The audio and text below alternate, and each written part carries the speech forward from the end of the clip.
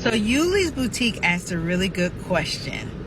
She wants to know if it is trademark infringement when you see those bootleg purses with the backward C's or the upside down LVs. If you don't currently follow me, I'm Attorney Jones. I'm an intellectual property attorney who helps small businesses and entrepreneurs succeed in brand protection through hot topics and great questions. So the short answer is yes, that is technically trademark infringement. Remember, trademarks are brand identifiers, and with those upside down and backward C's, they're trying to make people think that the purse or the product that they have is created by the brand owners who have very similar looking trademarks. But the reason why you get to see all of those out there and people are still selling them and using them is for two reasons. First, a trademark owner must prosecute their own brand. They have to spend their own money to stop anybody who is potentially infringing.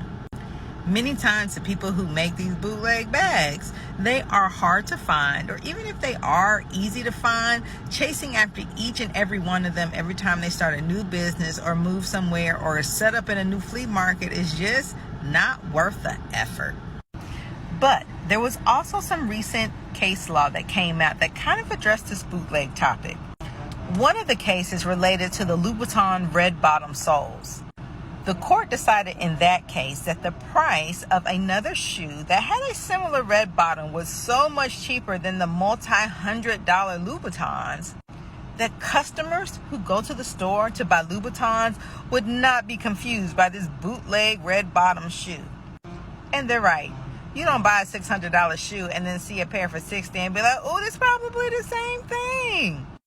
Now, the closer the infringing mark is to the original mark can determine whether or not it is really going to be infringement and worth going after.